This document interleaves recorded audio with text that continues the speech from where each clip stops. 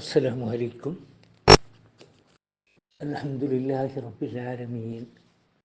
الصلاة والسلام على أشرف المرسلين سيدنا محمد رسول الله صلى الله عليه وسلم وعلى آله وصحبه أجمعين. أما بعد.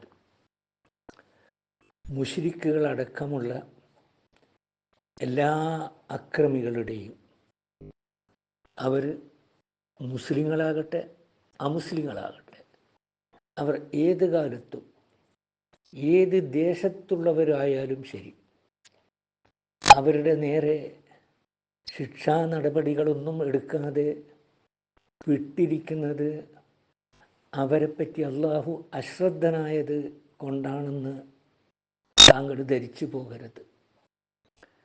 അവരുടെ വലിയ ശിക്ഷ ഖിയാമത്ത് നാളിലേക്ക് നീട്ടിവെച്ചിരിക്കുക മാത്രമാണ് അള്ളാഹു ചെയ്യുന്നത്.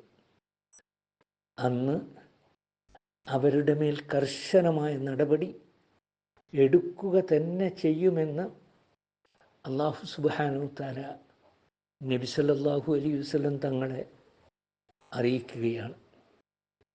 ഖിയാമത്ത് നാളിൻ്റെ കാഹളവിളി ഉണ്ടാകുമ്പോൾ എല്ലാവരും താതാങ്ങളുടെ ഖബറുകളിൽ നിന്ന് മരണശേഷം അവരെ മറ ചെയ്യപ്പെട്ട സ്ഥാനങ്ങളിൽ നിന്ന് വിചാരണ നിലയിലേക്ക് പരിഭ്രാന്തരായിക്കൊണ്ട് എഴുന്നേറ്റ് വരുമ്പോഴുണ്ടാകുന്ന അവരുടെ ദാരുണമായ അവസ്ഥയെ സംബന്ധിച്ചാണ് അടുത്ത ആയത്തിൽ അല്ലാഹു സുബ്ഹാനഹു തആല പറയുന്നത്.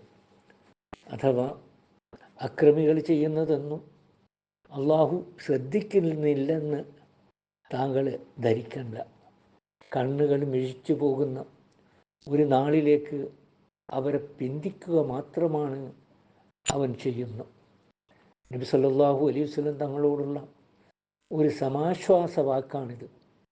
അക്രമികൾ സുഖോന്മത്തരായി കഴിഞ്ഞുകൂടുന്നത് കാണുമ്പോൾ പ്രഥമ ദൃശ്യ ചിലർക്കൊക്കെ തോന്നിപ്പോകാനുണ്ട്, അള്ളാഹുവിൻ്റെ താക്കീതെന്തേ അവരുടെ ജീവിതത്തിൽ യാഥാർത്ഥ്യമാകാത്തത്. എന്നാൽ അവരെ അവസാനമായി പിടികൂടാൻ നിശ്ചയിച്ചു വെച്ചിട്ടുള്ള ഒരു നാളിനെ തുറന്നു കാട്ടുകയാണ് അള്ളാഹു സുബ്ഹാനഹു തആല ഇവിടെ. ആ നാളെത്തിയാൽ പിന്നെ ഒരു താമസവും ഉണ്ടാവില്ല, ഒരാൾക്കും രക്ഷപ്പെടാനും സാധിക്കുകയില്ല.